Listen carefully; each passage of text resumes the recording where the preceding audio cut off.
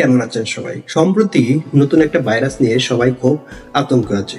যে ভাইরাসের নাম শুনে সবাই খুব ভয় পাচ্ছে, সেই ভাইরাসটি হচ্ছে এইচএমপিভি ভাইরাস। করোনা ভাইরাস সংক্রমণের শুরুর 5 বছর পর চীনের উত্তর অঞ্চলে হিউম্যান মেটানিউমো ভাইরাস, যাকে সংক্ষেপে এইচএমপিভি ভাইরাস, আক্রান্ত মানুষের সংখ্যা বাড়ার নতুন করে উদ্বেগ দেখা দিয়েছে। গত কয়েকদিনে বেঙ্গালুরু, আহমেদাবাদ, নাগপুর, কলকাতাতে শিশুর দেহে হিউম্যান মেটানিউমো ভাইরাস আক্রান্ত হওয়ার খবর ছড়াতেই এ নিয়ে উদ্বেগ বাড়তে থাকে। তবে বাংলাদেশে 2016 অথবা 17 সালের দিকে এই ভাইরাসের অস্তিত্ব পাওয়া গিয়েছিল। কোভিড-19 ভাইরাসের সংক্রমণের বিশ্বব্যাপী মহামারী ছড়িয়ে পড়ার ঠিক 5 বছর পর এই ঘটনা ঘটল। কোভিড-19 মহামারীতে সারা পৃথিবীতে প্রায় 70 লাখ মানুষ মারা গিয়েছে। তবে বিশ্ব স্বাস্থ্য সংস্থা WHO কেউ এখনো পর্যন্ত এইচএমপিভি ভাইরাসের আনুষ্ঠানিক সতর্কতা জারি করেনি। এই ভাইরাসের ভয়াবহ আকার ধারণ করবে কিনা করবে না সে বিষয়ে বিশেষজ্ঞরাও কোনো সতর্কবার্তা দেন নাই, তাই ভয়ের কারণ নেই। তবে আসুন জেনে নিই এইচএমপিভি ভাইরাস কি, কেন হয়, এর লক্ষণ কি এবং এই ভাইরাস থেকে বাঁচার উপায় কি এবং চিকিৎসা কি। এইচএমপিভি ভাইরাস বা হিউম্যান মেটানিউমো ভাইরাস এটি একটি শ্বাসযন্ত্র সংক্রান্ত ভাইরাস, যা মূলত শিশু, বয়স্ক এবং দুর্বল রোগ প্রতিরোধ ক্ষমতা সম্পন্ন ব্যক্তিদের আক্রান্ত করে। এটি মূলত ঠান্ডার সময় ছড়ায় বা এই শীতের সময় এই ভাইরাসটি ছড়ায়। এটি গুরুতর হলে ফুসফুসে পৌঁছে নিউমোনিয়ার কারণ হতে পারে। এইচএমপিভি প্যারামিক্সোভিরিডি পরিবারভুক্ত এবং মেটানিউমো ভাইরাস গণের অন্তর্ভুক্ত। যুক্তরাষ্ট্রের centre for disease control and prevention CDC বলেছে 2001 সালে নেদারল্যান্ডে বার্নাডেট্টে ভ্যান ডেন হোগেন এবং তার সহকর্মীরা প্রথম এই ভাইরাস শনাক্ত করেছিলেন।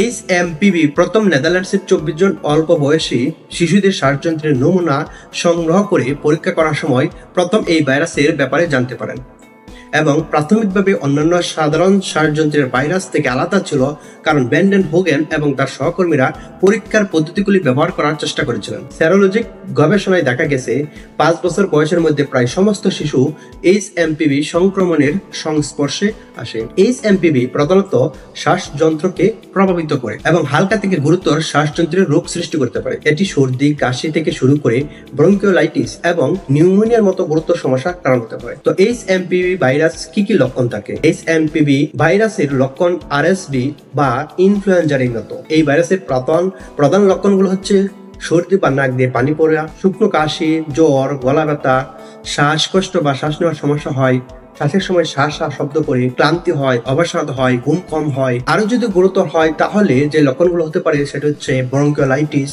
এবং নিউমোনিয়া। এইচএমপি ভাইরাসটি কিভাবে সংক্রমণ হতে পারে?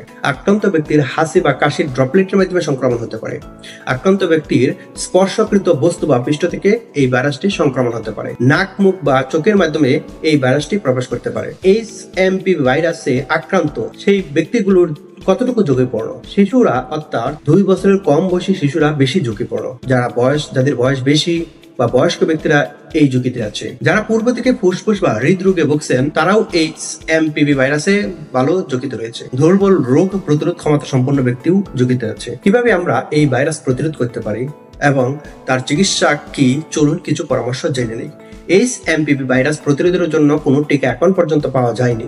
তবে আমরা এই ভাইরাস থেকে বেঁচে থাকতে কিছু অভ্যাস পরিবর্তন করতে হবে। বাইরে গেলেই আমরা মাস্ক পরবো, বারবার সাবান দিয়ে হাত ধুয়ে নিব, হাত দিয়ে নাক মুখ কখনো আমরা স্পর্শ করব না, আক্রান্তদের থেকে নিরাপদ দূরত্ব বজায় রাখবো এবং জনসমাগম স্থল এড়িয়ে চলবো। হাঁচি কাশি দেওয়ার সময় মুখ দিয়ে টিস্যু দিয়ে ডেকে নেব এবং ব্যবহৃত টিস্যুটি সাথে সাথে ডাস্টবিনে ফেলে দেব। তারপর সাবান দিয়ে হাত ধুয়ে নিব। যদি টিস্যু না থাকে তাহলে কোনোই বাস করে আমরা হাঁচি দেব। রোগ প্রতিরোধ ক্ষমতা বাড়াতে পুষ্টিকর খাবার খেতে হবে এবং পর্যাপ্ত পানি পান করতে হবে এবং শ্বাস প্রশ্বাসের ব্যায়াম করতে হবে। তো এইচএমপি ভাইরাসের চিকিৎসা কি?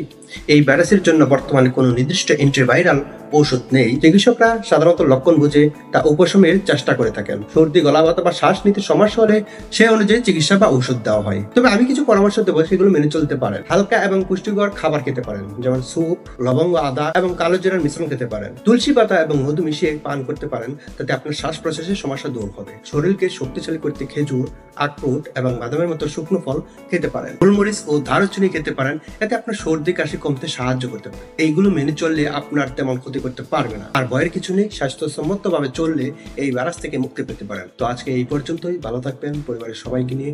আল্লাহ হাফেজ।